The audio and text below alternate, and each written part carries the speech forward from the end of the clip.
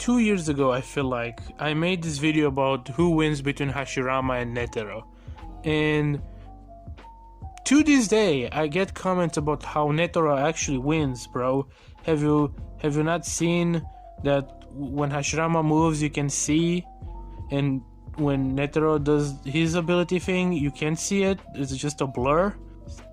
That's how cinema works sometimes. Sometimes you use a blur to show something it's fast, but sometimes you don't. It's just, whatever.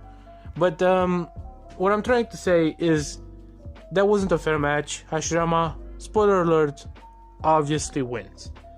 However, something that's actually interesting, or at least more interesting, is Netero from Hunter x Hunter, of course, versus Chiriku from Naruto, this very obscure character. And for the record, I'm gonna use his anime version, because in the anime he actually shows up before as a character in a filler arc, and he also performs better against Hidan and Kakazu. So I'm gonna use that version of him. If you want a manga version of him, there's nothing to talk about because we don't know anything about him. So yeah, when it comes to Netero, how strong is he? Well, hard to freaking say. We can say that some other character, I think, god damn it, I forgot his name, he can create this attack that has been calculated that it's enough to kind of destroy like a building or like a city block or whatever, and Netero is easily stronger than that guy, but he can't be too strong because his strongest attack is a nuke that is strong enough to destroy a city.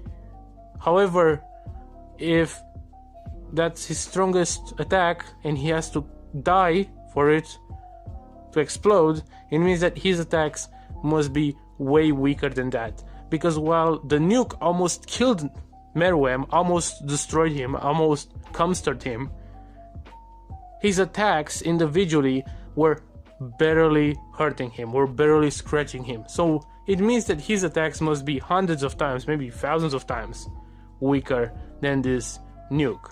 So where would I put it that it's stronger than destroying a city block but weaker than destroying a city? Well, let's say any of his attacks, any of his punches are stronger than this one attack that can destroy a city block. That means, given the fact that he can use his hands to punch 1,000 times per minute or something like that. Let's say that he can destroy 1,000 city blocks or 100 city blocks or whatever within a minute easily. And let's say that per total, his attack power is enough to destroy a town, maybe. Let's say a small town. He can destroy that with his pure attacks. At least that's what we can tell from what we've seen. Well, how does that fare against Chiriku? Well, in the anime, in the filler arc, Chiriku is actually strong enough that he makes those guys, those filler villains, run away, right? When they see him, they're like, oh, hell, we have to get out of here. This guy is strong. And those villains are strong enough to fight Asuma, who's the strongest jonin in the village outside of Kakashi. Meaning that he must be stronger than someone like Choji, who also he is the sensei of. And Choji, as far back as part 1, was able to grow so much that he could create, I forgot how much amount of energy, but it was like strong enough to be able to destroy like multiple city blocks or something, or like a small town. That's how big he could get, right? And Asuma being stronger than him, and the Asuma being relative to those villains who are weaker than Chiriku, means that Chiriku must be at least on that level. Okay, that's fair. Outside of that, we also have the information that Chiriku was able to survive a fight, or possibly even repress a 4 tails amount of chakra cloak. If we remember correctly, the 4 tails in the fight with Orochimaru was able to create this Biju bomb that destroyed a gigantic crater the size of a town.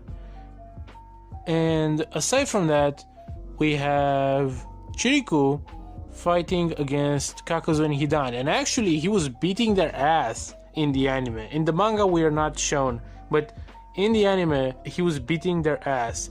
And the implication, I think it is that they fought him for long enough that eventually they defeated him, because they're immortal, so he can't kill them. However, he was beating them. If they weren't immortal, he probably would have defeated them.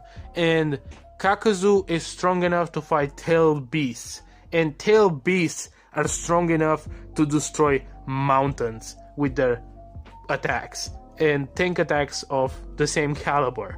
So when you look at that and look at Chiriku, and it's in the anime again, anime version, and look at Netero gets to be able to destroy something as big as a city with a nuke that he activates to basically kill himself, and that's it. Whereas Chiriku seems to be strong enough to fight those characters that can destroy towns or even mountains, which are usually bigger than cities, right? He's strong enough to destroy mountains or fight people who can destroy mountains with his bare hands. Well, not his bare hands, because he has those abilities, but you get what I'm saying. And this is without even mentioning speed, which obviously it's an important factor in a battle. Because when we look at Hunter x Hunter, it seems like the fastest characters are, at most you could argue, they're like lightning speed. In the Hunter x Hunter universe, being able to be faster than sound sounds very impressive. And being able to have lightning attacks, again, it's very impressive. So I could say that someone like Netero is like lightning speed. However, when it comes to Naruto, characters like Kakuzu or Kakashi, who are on about the same level as Chiriku in the anime again, are easily able to dodge or react lightning based attacks or lightning and etc. And people like Kakashi, for example, could react to lightning when he was like 13 or something. So if you asked me, between those weird old guys that have those Buddha-like abilities, who would win? I would tell you that even if Netero is one of the strongest characters in Hunter x Hunter, someone like Chiriku, who is maybe a Hokage level or a Kage level character, is still able to defeat him, and probably everyone in the Hunter x Hunter verse, at least again his anime version.